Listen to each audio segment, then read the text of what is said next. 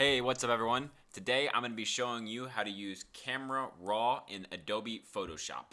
So to get RAW open, if Photoshop's configured correctly, you can usually just click on a RAW file and it'll open up Photoshop and then open up Camera Raw. However, the best way to do it is to open up Photoshop first and then go to File, Browse in Bridge, and it'll bring Bridge up for you, and then navigate to your files. And the reason this is the best way is because now if I wanted to edit all of these photos, I can highlight them all and just click this button right here which says open up in Camera Raw.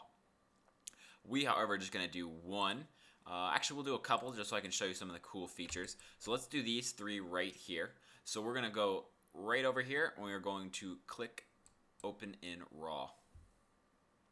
Now I have made previous edits to this, so I'm just going to go ahead and default this back to the beginning. And actually, let's just work with this one because I haven't touched this one before. So once you have your photo open, the next step is going to do what I like to do is I like to create a snapshot right at the beginning. And we're just going to call this one beginning. And what a snapshot does is it saves all the settings and all the stuff you've done up until that point. So if you ever want to just start back over, of course you can hit the cancel button. But if you want to start back over in here, especially when you go through all these other effects, you can just go and click on beginning. And it'll also show you what you've done over time. So the first thing we're going to go into is basic, which is just the basic stuff. So you have all of your settings that if you wasn't in RAW, that the camera would actually try to save into your file. So stuff like exposure and the white balance and stuff like that. So yeah, up here we have the white balance. You can set it to something, for example, it was cloudy that day, so you could set that, and you can see that that does actually kind of fix the white balance issue. You can see the white here is actually pretty white. I think it's maybe just a touch lower than that. Maybe, yeah, right there. And then it thought it needed a little bit of a magenta tint to it. So I'm going to agree with its cloudy settings. I think that looks fine right here. Actually, I think it looks just a little bit too yellow. Yeah, that's about right. That's about what it looked like. And then so down here you have your basic settings, and you're going to see that these all affect your histogram up here. And so your histogram is just the distribution of your colors over a graph basically, and the right side is light and the left side is dark black. So you got your whites and your blacks, then your highlights, your exposure, and your shadows. So if you know that, then when you get down here you can actually start adjusting those things. So for example, if we, I don't know, let's boost the contrast up here. Contrast, what it's doing is it's dragging the colors apart. So we're making the blacks blacker and the whites whiter. However, you can see that we have a lot of stuff down here, which is all of our shadow data. And then we have some peaks over here, which is this stuff up here. The beautiful part is you can actually click on this histogram and drag a direction to try to bring some of the stuff back. So I'm dragging all of that back. And maybe if I brought the exposure down. So this is the beauty of RAW right here, is although I've basically destroyed the image, you can see that the detail in these clouds is actually still there. It definitely peaked some at the end, but the detail is still there. So if you really needed those clouds, you could actually save one image, like, I don't know, let's say, bring it up to about there. You could save one image like this, cut these portions out, and then save your normal image and then put it back in so you can retain the detail if that was that important to you. That, however, isn't that important to us, so we're going to keep it just right around here. We're going to then raise the shadows up a little bit, and that's going to brighten up the edges of our scene here. I think that's about good. And then we can kill the highlights a little bit. So let's see. If we bring the highlights down just a little bit and bring our whites actually back up to rebalance that, and then bring our highlights back down a little bit, we can actually start doing what I was just talking about. And right here, we're kind of saving our detail up there. And so what we're going to do next is we're just going to create another snapshot right here. I like to just put numbers. You can name them anything you want. So that was what we had at the beginning, and this is what we've kind of gone to. We've removed a lot of that over brightness, and now we have a little bit, I think, a little bit more of a stylistic image that we can work with. So let's stick back with one here, and I think that it does actually need a little bit of exposure re-added back to it. Yeah, I think that'll be fine right there. And so the next is clarity, and clarity is basically like Sharpen, but it's got a slight difference to it in the fact that it does just a little bit more. It's kind of a very clean Sharpen, and you can kind of bump up the clarity, and if you look, it doesn't actually look like grainy or something that a Sharpen would do. It actually looks really cool like this, and you can bring a lot of the detail back in because it's raw. So for example, if we go back down to the regular up here, you can't really notice a lot of this stuff, like a lot of the dirt and stuff on here, but right when you pump that clarity up, you really get a good view of, especially down here. It makes the wood on the boards look really, really neat. We are gonna actually, I'm gonna stick with a real high clarity on this because I like the way that it looks. And we're gonna add a little bit of vibrance here. That actually kind of looks cool in that direction without any vibrance, but we're gonna go ahead and add a little bit of vibrance here. And then we're gonna go, saturation makes it just look, that looks very cartoony and stuff, so we don't want it that high. So this was 0, maybe just a touch more saturation. So another snapshot here, 2. Drag. Okay, that's fine. So started off here, kind of brought down a little bit, and then 2 brought it back up. And so if you see the beginning to here, we're really starting to grab some of this detail and really stretch out the colors in here. So the next thing we have is the tone curve, and this is like every other curve graph that you have, except for the actually right here. So yeah, basically like every other curve graph that you have, you can kind of manipulate the histogram here of what you want to do. These use the sliders down here, so it like creates little bins up here. Just really another way of doing a lot of the stuff that you did over here, but maybe curving it out a little bit more so it isn't so extreme, so you can kind of target a little bit more. Points is you can really target it with this. So if, let's say, I wanted the greens, I think the highlights in the greens are just too much. You'd have to create 2 points so that that doesn't happen. And yeah, so it kind of creates a cool way here. But the curves is a really good way to affect the big color ranges, to do cool effects. Ooh, actually, hold on one second. If we just bring that down just a little bit. I kind of like the red in the image that brings in. It's very small, but I really like that. I like the feel of it, so we're going to go ahead and stick with that. I think it looks really, really cool. But if you notice when you click on one of these, it's your histogram for that color. So if you notice, like if I click on red here, you'll see the 2 peaks right here, which corresponds to your main histogram up here, the 2 peaks there. So yeah, those are the main effects right there in curves. The next one you have is detail, which is into sharpening and noise reduction. That's really all this is about. So if you think yours needs a little bit of noise reduction, you can go ahead and mess around with these. If you think it needs even more sharpening, you can mess with these. I think my image looks fine right now, so I'm going to go ahead and just keep it like this. HSL and grayscale. So what this does is you can kind of choose colors and manipulate colors. It's almost like secondary color correction, which actually it is. SL is kind of secondary. Huge saturation, Luma. But what you're doing is you're not doing it to everything. You're doing it to specific colors. I really like to go into the luminance sometimes to really pop a color. So if I want the reds, so let's see. If I darken it, I don't like that. But actually, let's go into saturation. You can really make the reds red.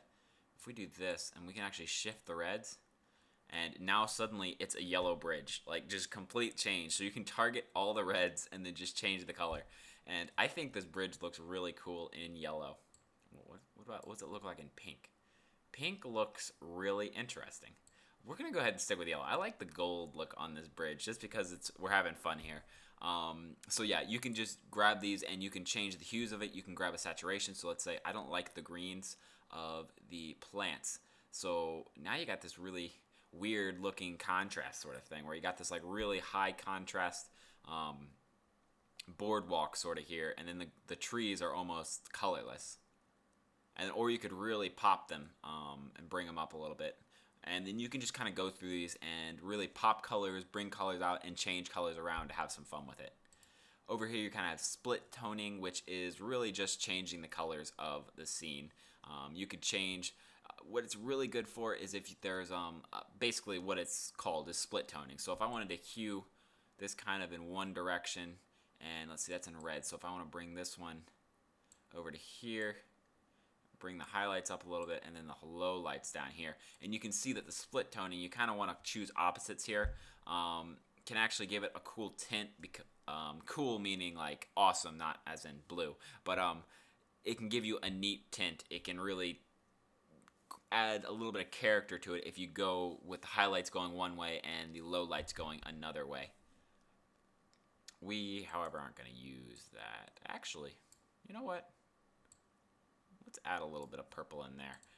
Let's go ahead and save another snapshot right here. And what's cool is if I don't like something, I could go back to 2 and start over from 2. Or I could go back to 1, or I could start from the beginning again. So the beginning is what that looked like, and now we're here. Adding a lot of color, a lot of really some character here. And we've really actually, it looked kind of blurry, it looked a little unprofessional, but now we got like a kind of a popping image here that I really like. Next you have lens corrections. If your lens distorts stuff, or you got hazes and fringes and stuff on your lens, you can actually use this stuff to undo it. I've never actually used this, but if you actually, you can look up your own camera and add them in here. And you can actually just choose your camera and your lens and it'll do it for you. They're very minute, but if you'll notice, like just the smallest bit, this is a straight line down, it should be. And if you see this, the very edge curves just a little bit in there. Same with over here, just a little curve, very small stuff. But if you didn't like that, and especially with wide angle lenses, you might want to undo that and fix the image. Over here in effects, you have a dehaze and a post-crop vignetting, which is just a vignette and a dehaze feature. Dehaze is really cool if there is a lot of haze. It basically just targets the haze and tries to remove it. So if you see, the best place to look is right over here. If we just drag that haze over, you see it is actually removing the haze, but it's affecting the other image too much just because there's too much haze in here. The image doesn't have enough haze actually, so when you're trying to remove it so much, it has to keep removing things. However, between that and this, I think that a little, well, that's a lot of haze. I think a little bit of dehaze here is actually kind of cool. It removes that like overblown light up at the top that I'm not feeling. So we're gonna go ahead and just add a little bit of that in there. Really just kind of focus our eyes here instead of up here at this big light ball. And then a little bit of vignetting. So you go left and you create like a black vignette. You go right and you create a white vignette. So I'm going to go a couple touches. So yeah, a couple touches to the left, just to add a little bit. So we're focusing on the center of this right here. We can also, if you notice, it's slightly off center. So we're going to go through the tools here in a second, but let's start with this one right here. The straighten tool, you can just drag a line of what was straight, and it'll try to fix it for you. Not quite. Control Z out of there. And let's try straightening again here. So you're just trying to find a straight line that you can mimic. Like so. Yeah, that kind of looks better. It's slightly tilted to the right now. But if you see, when I go back and forth, you can definitely see that it's, after I've fixed it a little bit, that it is actually slightly tilting. There we go. I like that. So that's a great tool to fix when you're handheld and you accidentally just tilt slightly one way or the other. You just find a line on the ground and try to draw it in, and it'll crop it for you. Which is what's cool about post-crop vignetting is you can just keep cropping things and it'll just keep applying only to the crop. This is also camera calibration, so you can put in all the stuff that you put into your camera, and it'll try to correct it for you. Again, this is an effect I don't really use, but if you have maybe higher end cameras, that might be something you'd go for. Presets, you can save something, so you can just add it to each file. And then the next one, we're into our snapshots. So let's click a final snapshot right here. And so the beginning looks like that, a little tilted, really grainy, looks kind of unprofessional. Then you got this really just pop-in bridge. It looks awesome. So yeah, raw files are really awesome. So then you have a couple tools up here. Your white balance tool, if you click on white, so all you're trying to find is some white. So that's some white. So it's going to try to white balance to the white. It makes it really easy if you have white in your scene. It's going to balance that white out for you. I'm going to undo that. Maybe not. Maybe not. Maybe I like that. I like that. I like that. We're going to stick with that. Color sampler. So you can grab a color from basically you're sampling colors. You can grab its its values, and this is good if you're trying to go for a certain feel and you actually need the values of the colors. You could actually use this to recreate colors, to add certain tints, or even just for investigative things. Like, I really like that shade of yellow. I want to use it in the future on my website or something. You could grab that color and now you have its RGBs right there. Target adjustment tool. So you can kind of, this one's used to adjust a certain area. So like, see if I grab the highlights up here, I'm only affecting the highlights.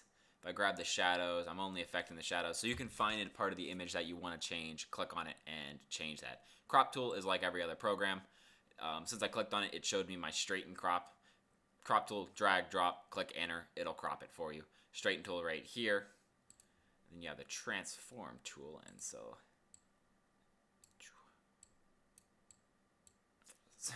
the transform tool is it's interesting tool. It's going to try to fix your scene here, perspective wise, and at the same time it's going to zoom it a little bit. It's a little bit of an advanced feature actually, so you probably won't use it. If you really want to see more things, just look that up. It's kind of one of those tools that you don't use that often, but if you need it, you'll know it. Spot removal. This one is kind of cool. So let's see if I can do it right here. Actually, yeah, we're kind of no. Let's try something else. There's not really. We can try right here. And then if we move that down to here. That looks actually kind of good. So if you saw there was that knot there, the knot in the wood, maybe I didn't like that knot there before. So you can actually duplicate and remove a spot by kind of copying another part of the image and repasting it on there. And then it blends it really heavily in there. So you can remove little blemishes, problems with it. Like maybe, actually this is a great example right here. Let's see, let's lower this down a little bit. So if you right click and drag left to right, you can lower that down. And if we just go over here, we don't want this graffiti on here that much. We're gonna lower this feather down, and bada boom, no more graffiti on there. So yeah, that's just doing a heal. Basically, it's trying to use the information around it and of another spot to fix it. A spot removal, a clone, is you're literally cloning one area into another area. But it's great for removing, even if you can't, you don't want a logo on there, you could actually use the tool to try to heal a logo away. But you need something for it to go off of. If you really increase the feather, it almost always works. Like, even though that's kind of a really bad one, if you look, like switch tools here, it did remove it, and no one's going to notice that that's slightly blurred out. And now no longer is Bowsy or Bose in there anymore. Red eye removal, great tool. Just highlight a red eye, it'll remove it for you. Really simple. I mean, basic programs have it, so they decide to add it as well. Adjustment brush, if you want to like highlight an area, so maybe like you want the sunset to be orange or something, you can kind of highlight that whole area and then adjust only that area with these things, with all of the basic things that we've already gone through. So let's see, let's make over here. So you kind of fill one in and like, and if you see like only the left side went over here. So great tool for some organized, some targeted adjustments. Graduated filler. So this is a really cool tool if you want to kind of, what would be a good example of this? If I wanted to maybe go like light to dark. So it's the exact same thing. We're just choosing this, and we could like add a really cool yellow tint to the bottom, or like a blue tint. Like, ooh, really make this artsy. So we really push that temperature down. Maybe add it, make it look a little, a little black and white in there, just a little bit of blue. And then now we've really added a cool tone to it, and it's a really good contrast to this yellow. So we're going to be okay with that. Click enter. We're going to save that as a sample so you guys can see the difference here. Final 2. So original final, like that, and then now we added like a blue sort of filter going up. We removed the S2 over here, so just some of the effects you can have. Radial filter, exactly the same as the radial, the graduated, except that It's just a radius, so it starts in the middle and it feathers out as it goes over.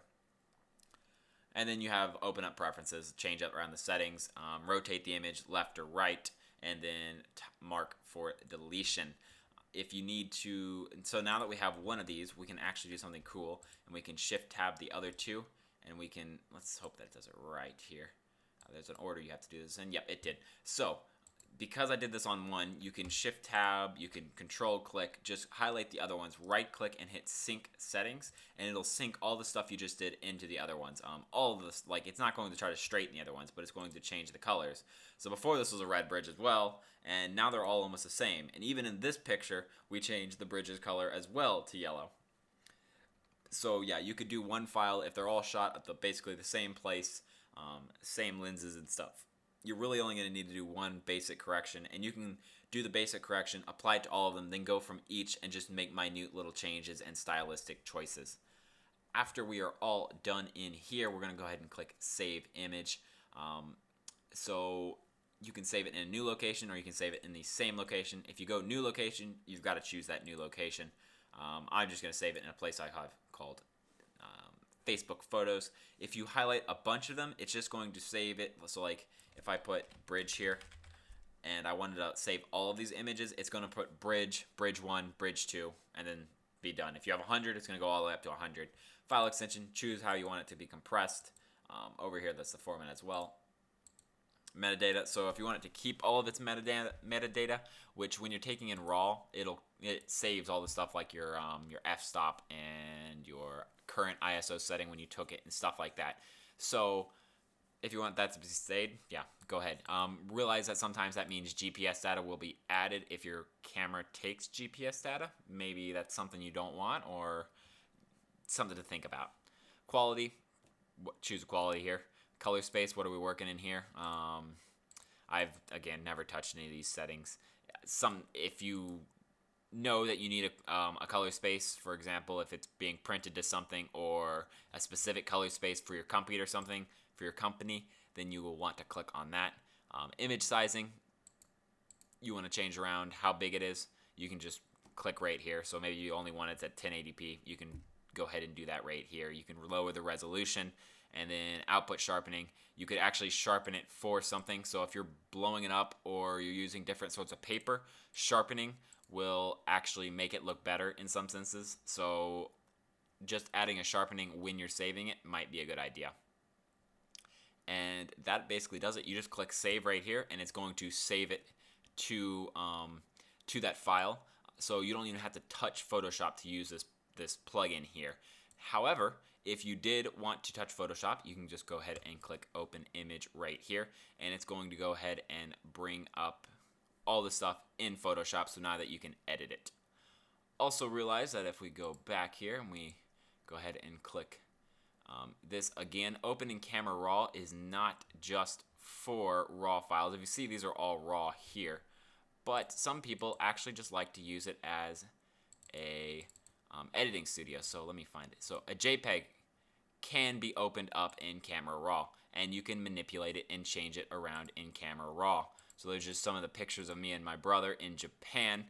So for example, if we click this one, it's a JPEG. You're not going to get as much detail, and you're not going to get as much ability to change things around because it is not Camera Raw. But you can edit files that aren't RAW in the RAW editor if you like this better for small things in Photoshop, which I actually do. I like to do that in here. That about wraps it up for Camera Raw. Thanks everyone for watching. I hope this was a good tutorial so you can get in there and start working on your own photos. It's a really great tool, and